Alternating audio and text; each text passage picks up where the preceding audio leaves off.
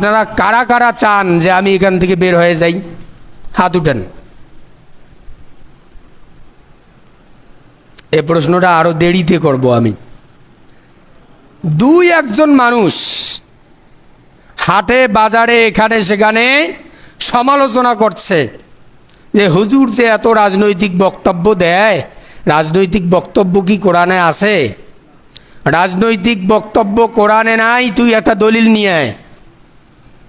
আমি ওই দলিলটা নেওয়ার পর আর রাজনৈতিক বক্তব্য দেব না। আর রাজনৈতিক বক্তব্য আছে আমার কাছে উঠে আয়, আমি দেখাই দিচ্ছি।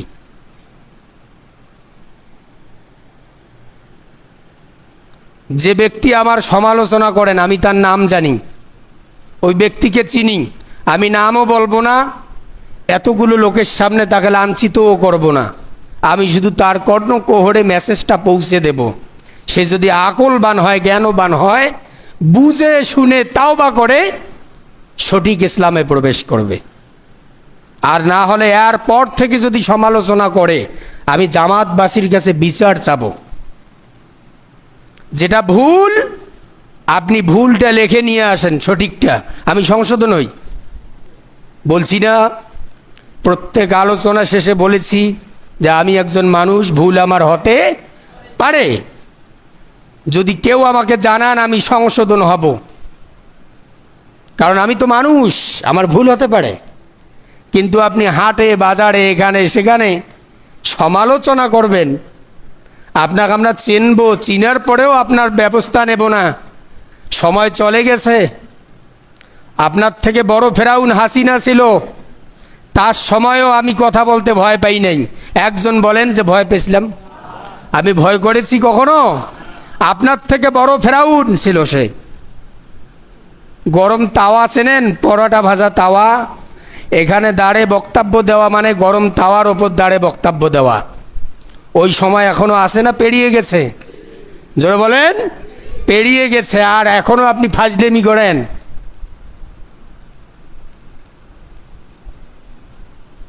কোনো যৌক্তিক কারণ ছাড়া, কোনো দলিল ছাড়া কোনো লোক যদি সমালোচনা করেন, তার বিরুদ্ধে কঠোর ব্যবস্থা নেওয়া হবে। তবে অন্যায়ভাবে না, ন্যায়ভাবে। সাবধান হয়ে যান।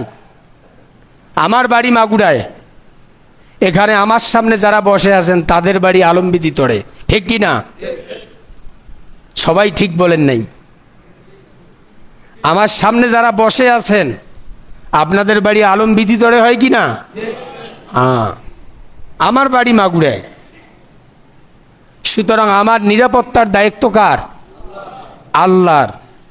আপনি যদি আমার দিকে হাজারো ঢেল ছোড়েন, আর আল্লাহ যদি না চান একটা ঢিলও আমাকে লাগবে না, সব ফাঁকায় চলে যাবে। আমার বুঝে আসে না, মুসলমান নামাজ পড়ে এখনো সমালোচনা করে নাকি বলে কোরআনে কি রাজনীতি আছে? এই কথা বলে একজন মুসলমান। ওই কেমন করে মুসলমান হলো? ওই মুসলমান হয়েছে একটু চামড়া কাটিয়ে। মুসলমানের ঘরে জন্ম নিয়েছে, বাবা একটু চামড়া কাটি দিয়ে সেন্নেত করে দিয়ে ওই মুসলমান। ইমানি সূত্রে হয় এখনো মুসলমান হতে পারে নাই। আসেন কোনো বাপের বেটা একজন দাঁড়ান, হুজুর অমুক দিন আপনি অমুক বক্তব্যটা দিছিলেন যেটা কোরআনেও পাই নাই, হাদিসেও পাই নাই। দাঁড়ান একজন, সৎ সাহস থাকলে একজন দাঁড়ান। আছেন কেউ? কোরআন সামনে নিয়ে কথা বলা হয়, দলিল পেশ করা হয়, এরপরেও সমালোচনা। এদের রক্ত টেস্ট করা দরকার। আসলে এদের গায়ে মুসলমানের রক্ত না আবু জাহেলের রক্ত, ঠিক কি না? কি আশ্চর্য বিষয়। ওরা যখন সমালোচনা করে তখন মনে হয় কেউ নাই, হুজুর তো মাগুরে, শুনবে কেমনে?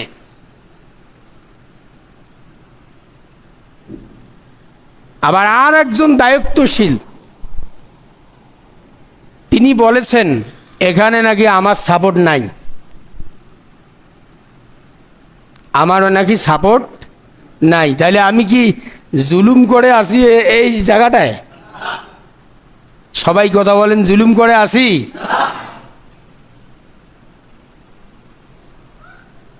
তাহলে উনি কেমনে এই কথাটা বললেন যে হুজুরের পক্ষে লোক নাই?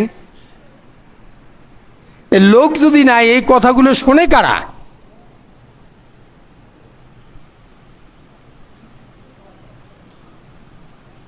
আপনারা কি কথাগুলো মন দিয়ে শুনতেছেন? শুনতেছেন সবাই? একজন দায়িত্বশীল, এ মসজিদের প্রধান দায়িত্বে আছে, তিনি কোনো একজনকে বলছেন, গত জুমে তো আসি নেই, তার আগের জুমে যে বক্তব্য হলো, কোনো একজনকে বলছেন হুজুরের এটা সাপোর্ট নাই বেশি। তাহলে সাপোর্টটা আছে কার?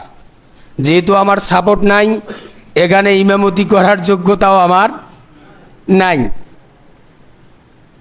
সুতরাং আমি আপনাদের কাছে যদি বিদায় নিতে চাই, আপনাদের কষ্ট হবে? আপনাদের কষ্ট হবে? আমি চলে যেতে চাই এখান থেকে, আমি আর থাকতে চাই না, এখানে তো সাপোর্ট নাই আমার।